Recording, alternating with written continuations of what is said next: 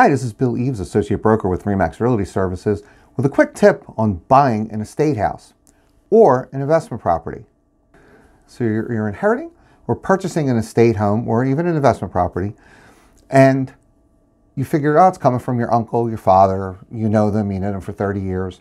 So you're going to try to cut corners in terms of saving money. One of the corners people often cut is title insurance. And that's a huge mistake. I'm going to tell you why. Someday, you or your heirs are going to want to sell that property. You're going to want to maybe even pull a loan out for that property, maybe to buy something else or for whatever reason. You're going to have a hard time because you broke the chain of title. Even if it comes from your parents, even if it comes from your uncle, you know the uncle, he's owned it for 40 years, doesn't matter. You break the chain of title, it's a big problem. Give you an example. We're going to settlement next week on a property that the current owner, it's my client, bought at auction. Bought it for cash, didn't bother with title insurance. It's 5 years later. We're going to settlement and we can't clear the water. Water's lienable. Most places, water and sewer. The reason we can't clear it is because the account is now with the legal department at the water company. So now we're waiting and he only owes $300. So it's not his bill. It's not his portion that went to legal. It's the guy before him. And why is it coming up now? Because nobody cleared it with the sheriff's deed. Now, ultimately, will it be a big problem? Probably not, but it's a delay and it's more expense and it's a huge pain in the neck. I'll tell you another one.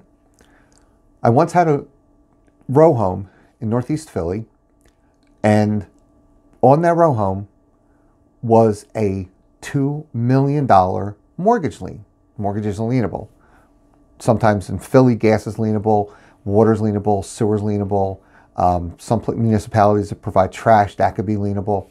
Obviously, it wasn't the previous owner who owed this $2 million. It was the builder.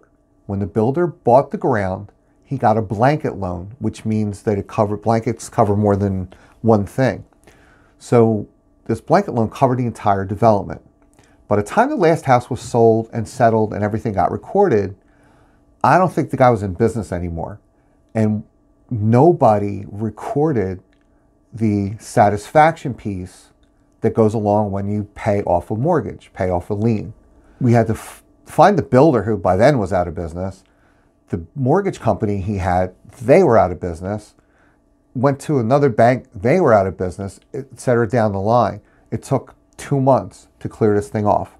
Obviously, that row home did not borrow $2 million, but somebody didn't do their job right, and somebody who bought for cash didn't get title insurance, and that's what happens. So do yourself a favor. If you're going to cut corners, don't cut that one. Get title insurance if you're buying an investment property or inheriting a property, or even buying an estate property. If you don't know a good title company, reach out to me. I'll give you an introduction to a really good one. Thanks for watching. Hi, if you're involved in an estate or a probate sale and need some expert help, just give me a call.